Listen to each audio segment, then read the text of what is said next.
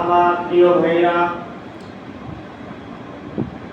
ইসমাঈল আলাইহিস সালামের বংশে মহান আল্লাহ রাব্বুল আলামিন শুধু একজন নবী দান করলেন। তার নামটি হয়তো আপনারা জানেন, সবাই জানেন, আমিও জানি। তার নাম হলো বিশ্ব নবী মুহাম্মদুর রাসূলুল্লাহ সাল্লাল্লাহু আলাইহি ওয়াসাল্লাম।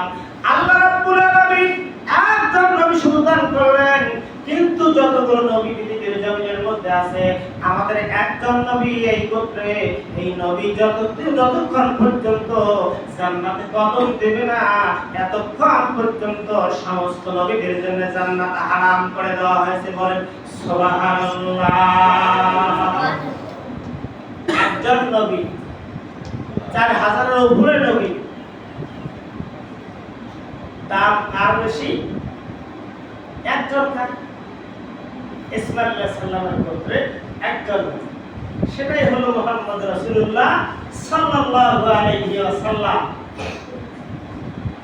এই যে ইসমাঈল আলাইহিস সালামকে আল্লাহ দান করলেন, ইব্রাহিমের বয়স হলো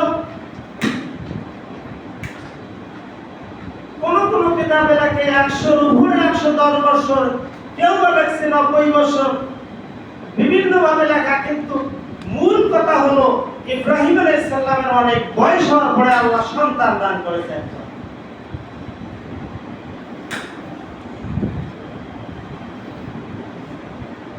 ইব্রাহিম আলাইহিস সালাম আল্লাহর দরবারে দোয়া করলেন, রব্বি হাবলি মিনাস সালিহিন, রব্বি হাবলি মিনাস সালিহিন।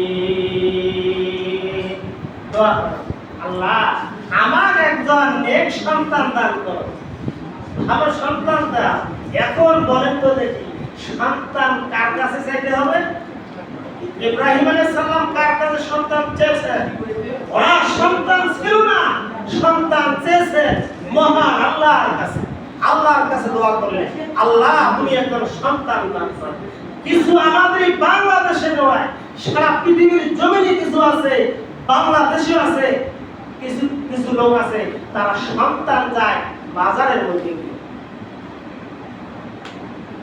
বাজারের মধ্যে গিয়ে বাজারের মাটি হাতে লাগায় আর পেটের কাপড় আলগা করে মাখে আর কয়, একটা বেটা দে বাবা, একটা বেটা দে, সবাই খাবার চাইলে বেটা মাটি দিবে কে।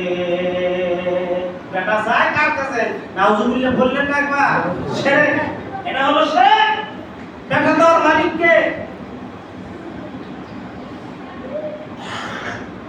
বেটা দেওয়ার মালিক আল্লাহ। আল্লাহর কাছে ইব্রাহিম ছিলেন, তোমার বাবা শিক্ষা দিলে তুমি চাও আল্লাহর কাছে, বাবা শিক্ষা গ্রহণ না করে খাজা বাবার শিক্ষা গ্রহণ করো। সেখানে গিয়ে তুমি ইয়ার মধ্যে যা মাটি লাগায়া, মাজারের মধ্যে মাটি লাগিয়ে পেটের মধ্যে লাগাও, খাজা বাবারটাই চাও, বীর বাবারটাই চাও, মুর্শিদেরটাই চাও। এই শিক্ষা কে দিয়েছে? কোন মাজারের মধ্যে, কোন পীরের কাছে, কোন হুজুরের কাছে সন্তান চাওয়া যাবে না। এটাই হলো শিরক। বড় হুজুরের কাছে বাচ্চা যাবে? মসজিদের খতিবের কাছে বাচ্চা যাবে? মালিককে আল্লাহ। আমার বাবা শিক্ষা দিয়েছে, আল্লাহ জানাই দিয়েছে, বাবা শিক্ষা গ্রহণ করেন। ইব্রাহিম আলাইহিস সালাম বললেন, রব্বি হাবলি মিনাস সালিহিন, আল্লাহ একটা সন্তান দান করেন। আমার আল্লাহ সঙ্গে সঙ্গে জবাব দিয়ে দিলেন, ফাবাশশারনাহু বিগুলামিন হালিম। এই দোয়া মঞ্জুর কে করলেন? আল্লাহ দোয়া মঞ্জুর করে দিলেন। সুবহানাল্লাহ, পড়ে রাখবা।